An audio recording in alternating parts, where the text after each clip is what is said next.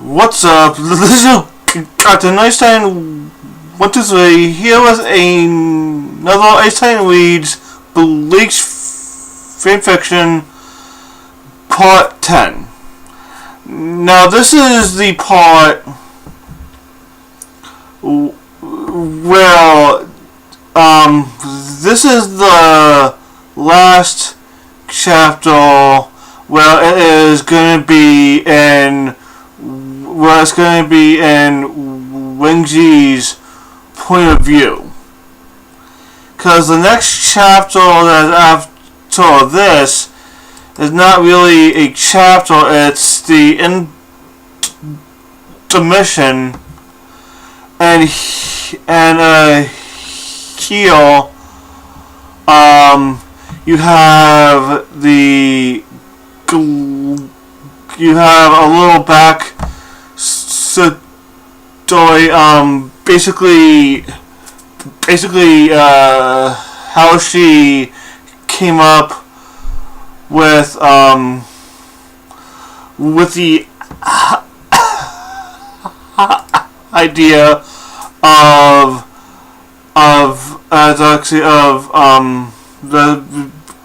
basically the actual Celtic cerebrals.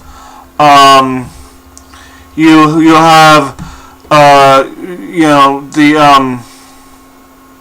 you have the glossary, as I actually said,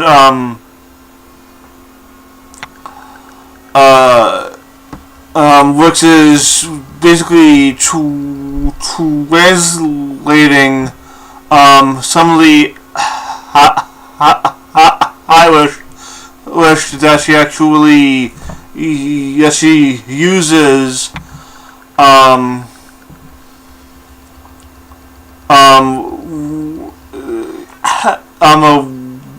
within this fanfic, like for instance,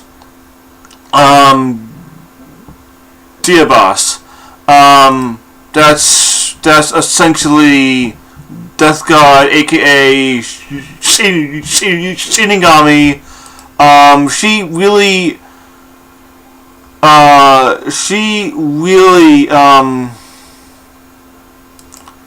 did her research with this. She even she even went the extra mile to actually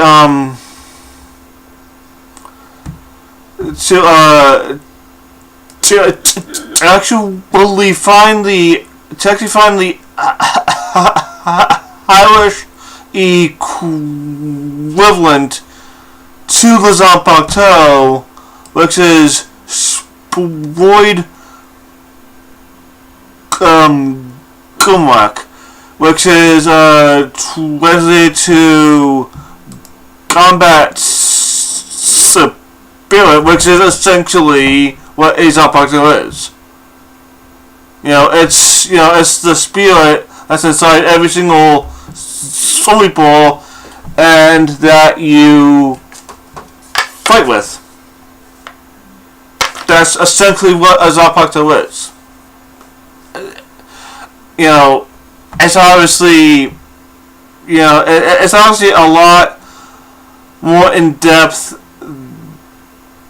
than that. I actually should say that you could go more in depth, but that is what these Zanpakuto is. It's a combat spirit. But let's get back into the actual chapter itself. This is for her, this is chapter 9, but as far as the site is actually concerned, is chapter 10.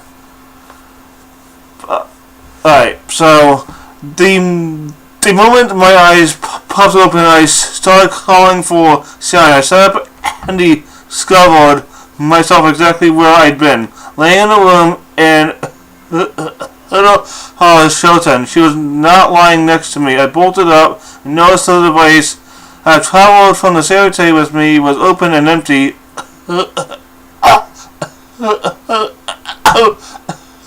Hush! I shouted as loudly as I could. Where is she? What have you done to her? Right as I decided I was going to tear the place apart until I found her, he appeared next to me. It took all of my restraint not to attack him. I'd give him one chance, but only one for an explanation. I did exactly what I said I'd do.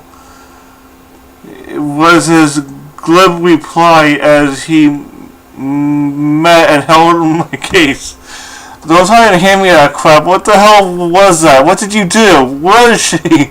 I'm sure he has a lot of questions. Let's see if I can prioritize them for you. Follow me. I wanted to keep screaming at him, but he turned and left the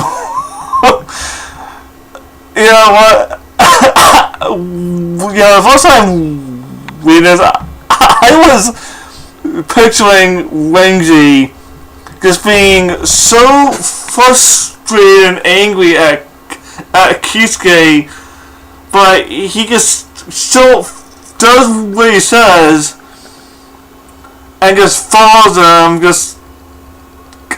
and his eyes sort of twitch some because he's gotta let that shit out.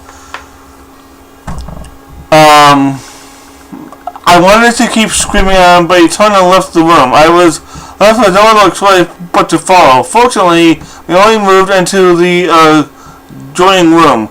She lay on a very thick futon, set in the corner. She was speaking very quietly with Tessa. I nearly collapsed from the release of tension. Not only was she alive, she was awake. She had several layers of bandages wrapped around her head and across her eyes.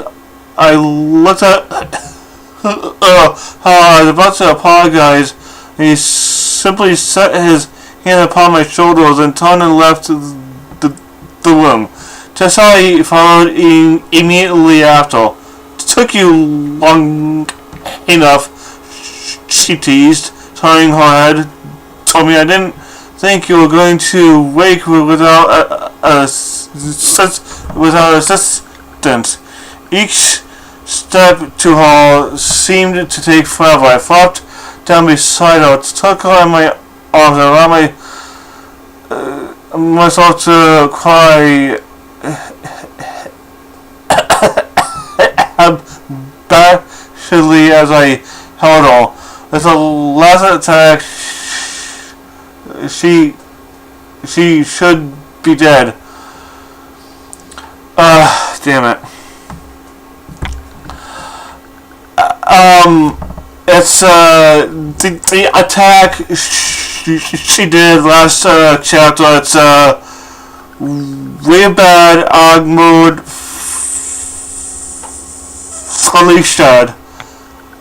Meant torn apart by my demise.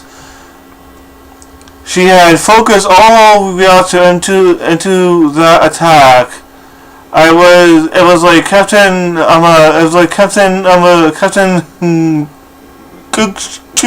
Kuksky's Senkai. It was a final measure in trying the defeat of at a point at the cost of her own life. But somehow she survived. She unbound her hair and stroked my head soothingly until I calmed. It was many moments after that I felt I could let her go. A little slid out of my arm, but kept hold of basically her hand. Right. I know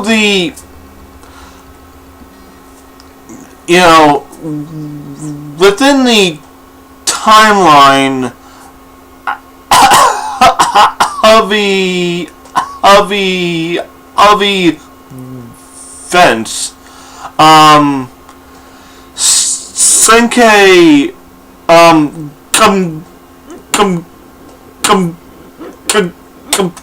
comparing Icetitan's attack to Senkei makes sense for the sake of the timeline, but if this was in a different timeline, like if it was before the Fullbringer arc,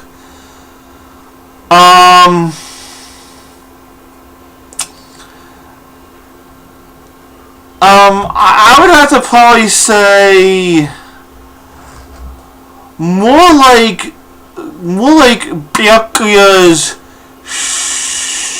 Shuke Haku Taken.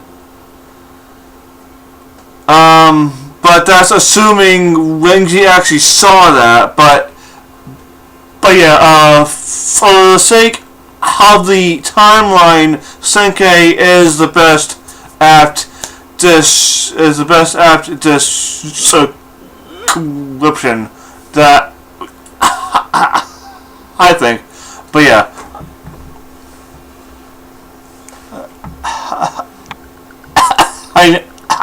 I know you have a lot of questions. She's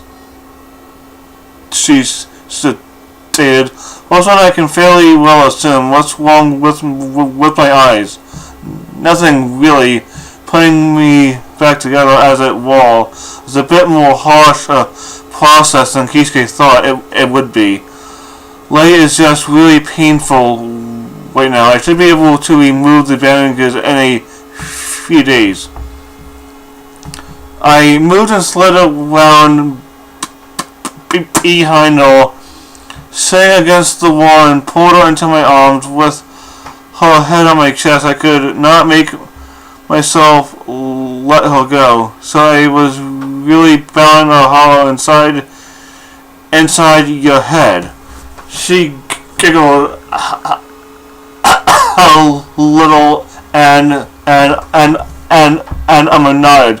She leaned on me fully as she began her tale. She told me about the attack at the sanctuary, as I thought she'd yanked the thing out back to prevent anyone else being affected. She did surprise me by telling me she had purposely hidden the I now knew arm segment of the thing and left a message for me. She knew she was not only wounded, but had been affected by his attack.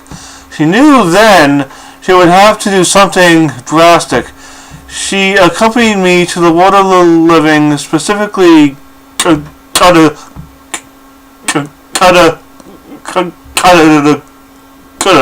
knew about Urahara, a special gateway, because like with Konosuke, she'd at some point spent just enough time with her to learn more than he let any of us know about, and that was the destination. She managed to reach Eastern Cameroon unfettered and unnoticed. She wouldn't tell me how she opened it because she wouldn't have been able but to, and managed to toss Yaso's body through the passageway. He struggled to get back to the sanctuary and collapsed behind it where she was found. She was taken to the division for Mags and Solitude to make her arrangement with Konosuke. She told me she spent most of her strength in constructing her refuge in her own mind, And that's why the odd hollow had progressed so quickly and slowly. She retreated, waiting for all of us to find a solution. Well, Hollow had suddenly done that. Apparently, at the very moment the creature was blasted away, Kisuke was forcing her soul back into her body. With the hollow gone and her body healed, she managed to awaken before me by hours. So the answer he'd given me about he'd done what he'd said he'd do was true. Except that, as we know from the actual canon of the Bleach series, the hollow is not gone. Even in the case of Masaki being a Wincy, the hollow is not gone. It was not gone at all. That's why Hishin had to link his power to her to keep the hollow at bay. Because he's a Wincy, and basically she has no natural defense for hollows. So it only stands to reason that she would need a little help. But seeing as how Siani, she's a Diabos, she's a Celtic Shinigami, she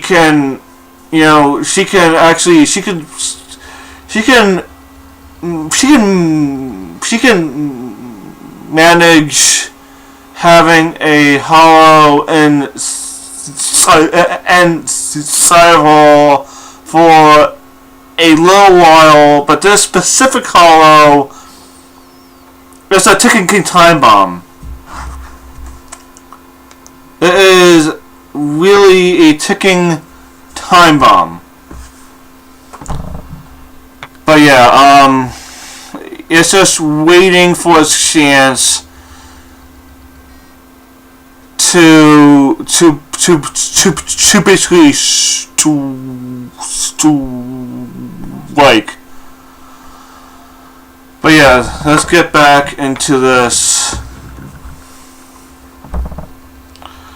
chapter. So what the hell was that thing? Anyway, I asked.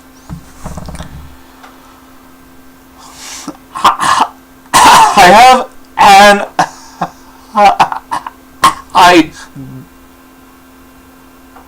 idea. She replied, but Kisuke and I are going to have to puzzle it out. Assuming they were both provided with samples, that was the main reason I severed its arm. I ground my teeth at the mention of Kurosuke's name coming from her lips. Yeah, I did. How did you know though? I'm sensing a little bit of jealousy. She turned in my arms and placed her hand on the side of my face. First, love, stop stressing yourself all for Mayori. He's really just horribly misunderstood. Then I suspected from the moment it attacked me, but definitely when its weapon, which was made out of itself, made contact. She raised her right arm toward me. That's what caused the wound. It had been freshly bandaged. Are you? That's fine. Regrowing just made it a little wall again. But I could feel it creeping like insects just under my flesh. I just passed it quickly after leaving the section in the refuse. It didn't vanish or decompose because of the nature of the thing, but with the conscious core of it coursing within me, all it could do was remain in a static state, waiting for you to find it. I'm sorry that took so long. I was just so upset and angry I hadn't been able to protect or help you when all of them together could do nothing. She cut me off by kissing me. I crushed her against my enveloping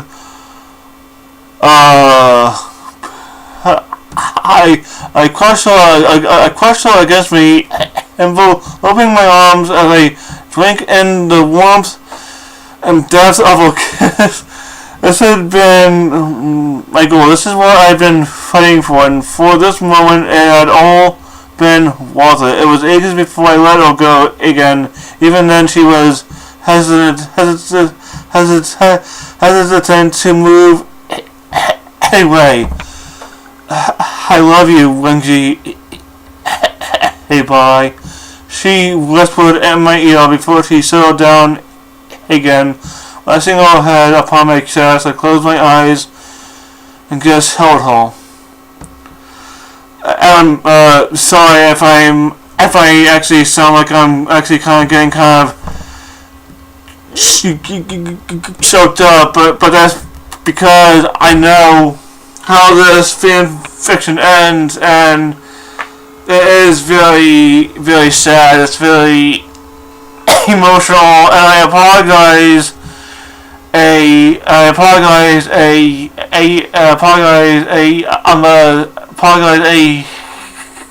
kind of time. As actually by the time I actually get the last video out for the sexual series, if I do end up lying, but let's get back into this. Unfortunately, that was the moment chose to reappear in the room. So I turned to her, but there are multiple messages from the secretary. Captain Kuchi and I want to talk to you. Vice Captain a bye. And it seems Captain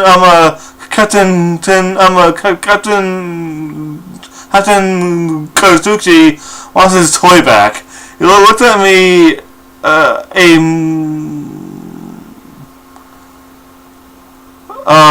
he looked at me a moment, got all those questions answered. I looked him straight in the eyes. No, not all of them. He released a chuckle, laced with irony. Well, I suppose I'll have to remedy that. When there aren't other pressing issues.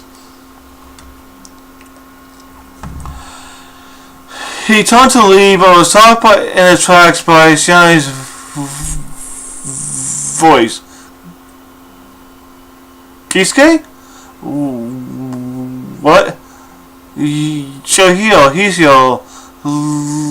Let's get booked as a win.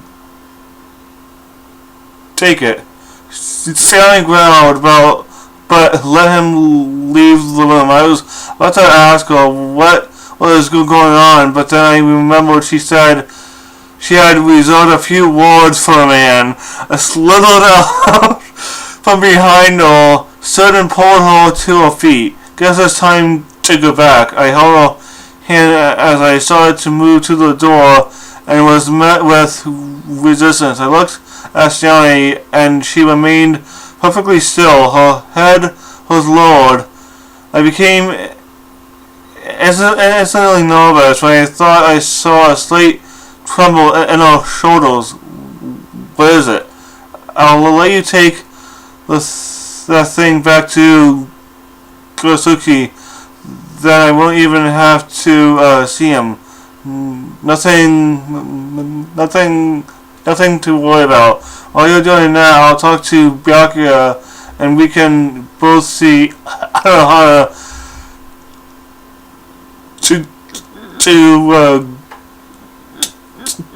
to cuddle. Okay.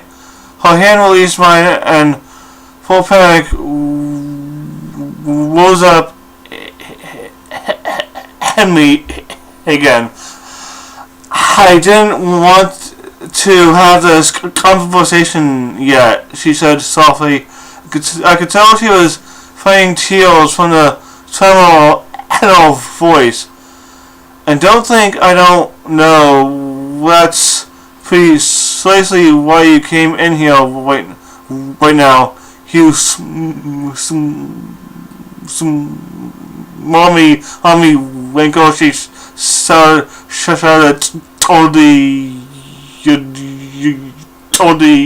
door. Those messages could have waited. And that last little bit, that was for Kisuke. I pulled her into my arms. She tried to pull away, but I held her tight. Even when she started kicking and punching at me, I wouldn't let go. It wasn't even a serious attempt. If she had truly wanted to be away from me, she could have been. Eventually, she quit fighting and started sobbing. Yeah, see, I know what's coming. I know what is coming, and it's kind of hard. Started sobbing. Her tears continued until she was gasping for breath. She collapsed to her knees. I went with her, still holding her, having no understanding of this outburst. It took some time. The sobs ceased, and her breathing returned to normal. So to hell, waiting for her to explain. She sighed heavily and yanked the bandages off her head and face and looked up at me.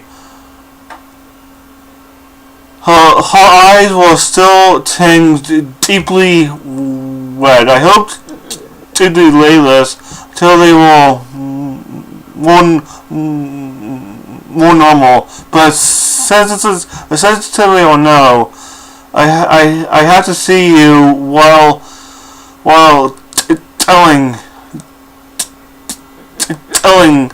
telling you. I swallowed hard. You're not as okay as you've been saying, are you? Your eyes. They're hardly any different.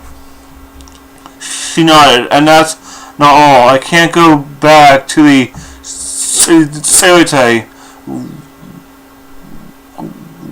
with you. Okay, I'm still assigned to I'll come here as often as I can until totally dealt with, has this totally dealt with, and you're well enough. Wingy. No, we didn't go through all this. Come this far for nothing. You told me not to give up I won't. Whatever needs to happen. What the hell has all this been for then? You know why I was here. Why I declared at that. Why I declared that the moment I set foot in the Icetitan. Yes, you're here on a Saturday. That's all. This has been. All I've been is just part of your job. Was merely part of the job to do. That is not fair. You know better than that. Do I? By Wendy, stop, please, just stop. I'm not saying I can't go because I don't want to. I actually can't pass into that realm again. Not even through a Sankaimon. The complication Kisuke had in fusing all of me together again. I'm no longer dear boss, Wenji, not as I was. Then and I'll come with you. You already told me tasks aren't really any different. No, you won't. You have duties and responsibility, and I will not allow you to shock them. Not even when for me. How could I face myself if I did? How could I honor the man you are by doing so? Even if I could dismiss all that, they'd kill you on sight. Tasks are similar, but that's where they end. And finally, I'll be taken into custody the moment I return. Okay, that last passage, like I said, this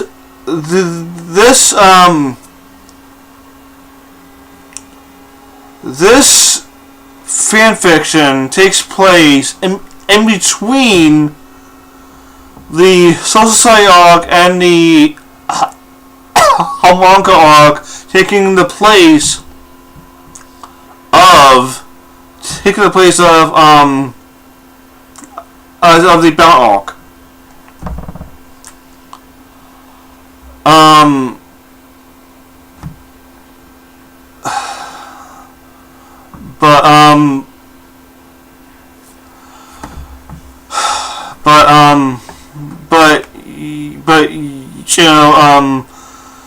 But Sayane obviously knows something bigger is coming, and the Hollow Tato is actually a hint of what is actually supposed to be coming next. And I'll explain after I'm done reading. Remember what you told me about Rukia? She was on assignment too. They won't send anyone after me, but I've been gone far too long. I couldn't immediately reverse the Sankaimon, but Mayori was working on it. I say that first because I was horrified your own Mandy was being ignored.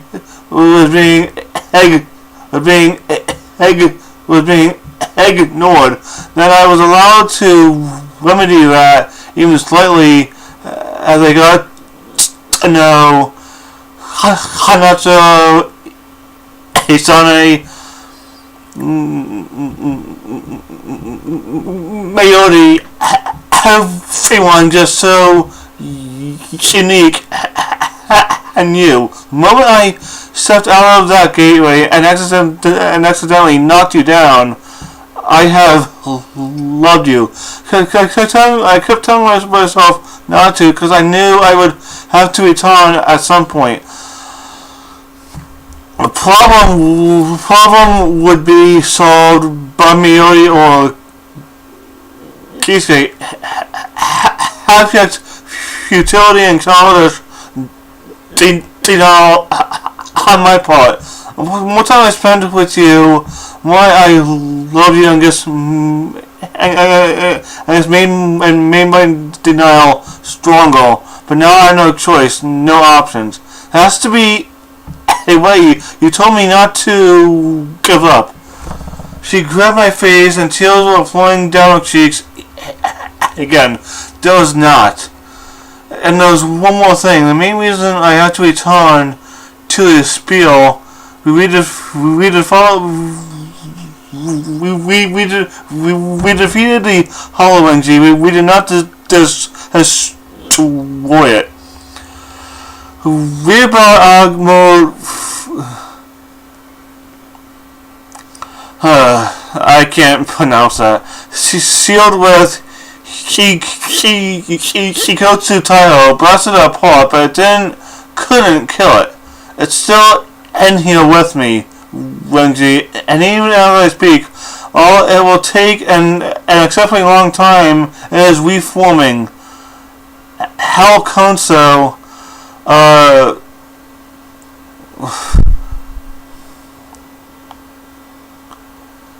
I can't pronounce that, word. It's, I think it's, yeah, I can't pronounce it, but, and with help from,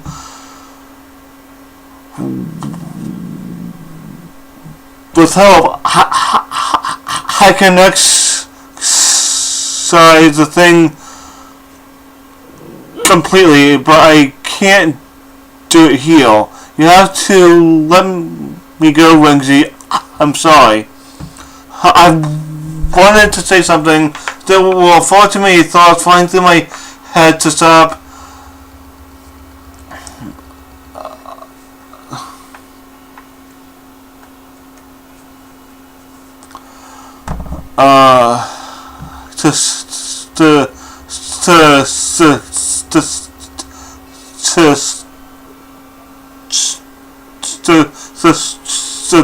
To stop on at one and vocalize. I wanted to yell. I wanted to argue. I never once thought there would be anyone other than Rukia in my heart. And here she stood, and yet it didn't matter. Nothing did at that moment. Felt something inside me turn to ice and shadow. I stood, disengaged myself from her, and walked away. I didn't slow down or stop. I felt her tug on my arm. I heard her solemnly scream my name. I didn't stop until I was in the cavern underneath the Shoten. Kisuke was at the gate and I had it open. I stepped through without a word. Second one open, and I was grateful there was no one waiting. Kosuke's device was on the ground, and I left it over there. If he wanted it, he could come get it. Couldn't go to Division 4. She had spent too much time there, and there was no way I could speak peacefully to Captain Unohana. Aside, ironically, I realized one place I had to go. My division, and to the man who understands stood the depth of my crushing loss. My captain. I was almost there. My heard a voice calling my name. Hanato. I slowed down, but did not stop. Vice Captain, hey, bye! He shouted. He nearly stumbled, trying to reverse direction and walk with me. I'm so glad I saw you. You told me to keep looking for something strange when you left, so I did. I did. Find something that is. I guess on my way to give this to Hana, just like you asked me to. Hanato handed me a glass jar. Inside was a misshapen beetle. It was white in color with jagged black stripes across the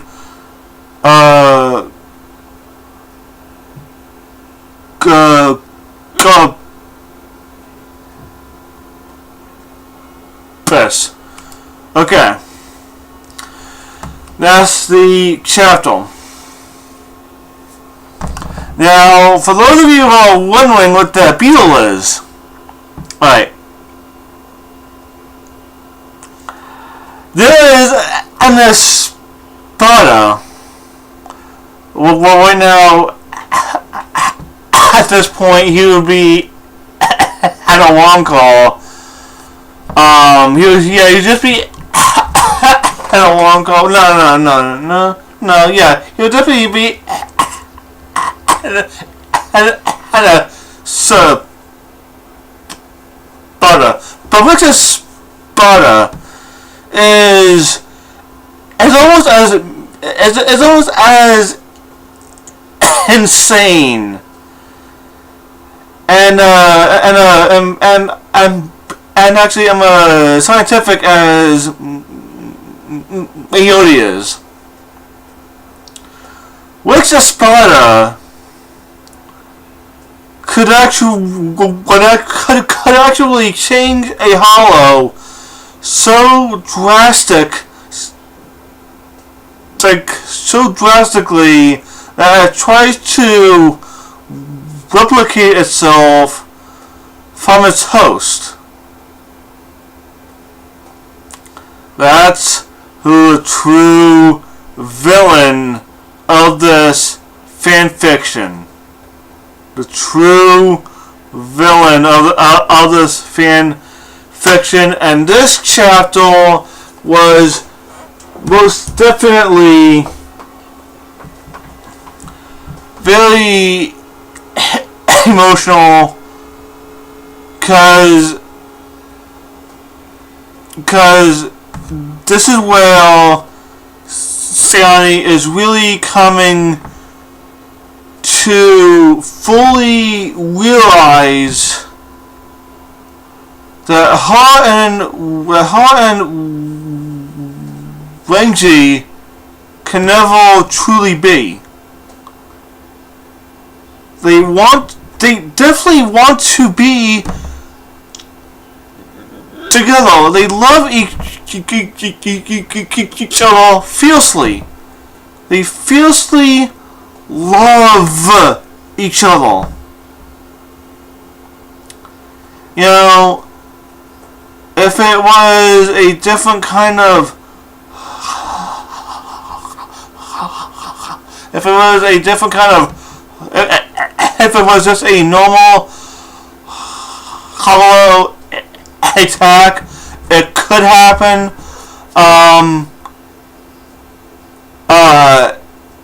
You know,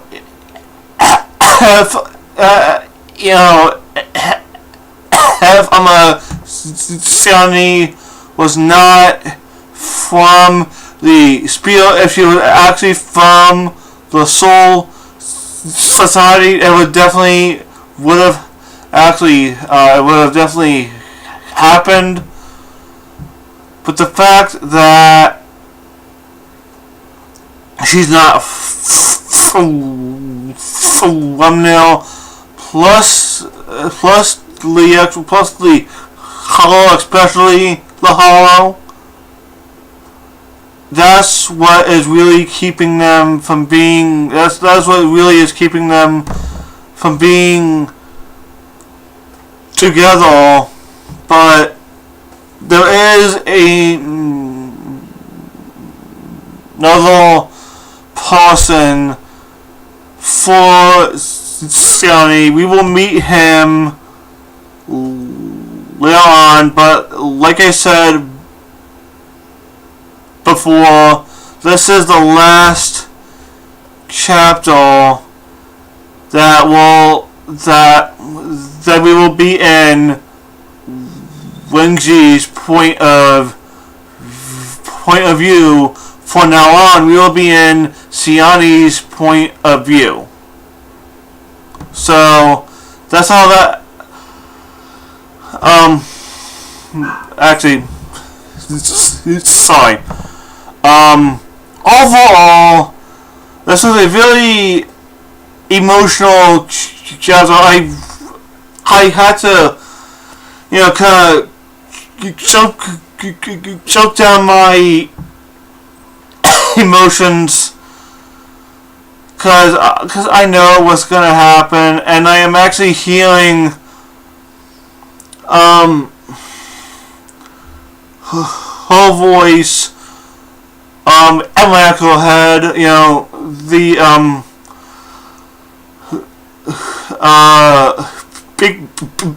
because she actually told me herself, especially when the Bleach manga officially ended, that basically Kuba ruined her ending for his actual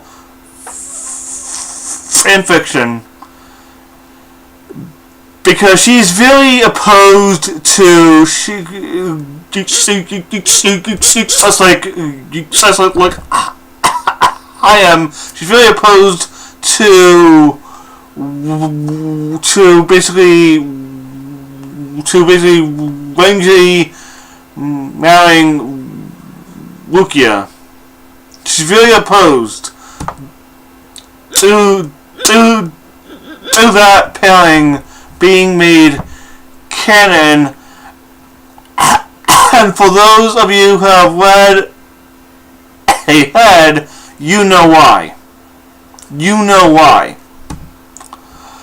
But yeah, that's all that I have to say for this actual video. Overall, very good pacing, very good I'm a character and interaction. Be sure to like, comment, subscribe, share my channel with your friends. This is your captain. Next time, with the 3, saying out. Peace.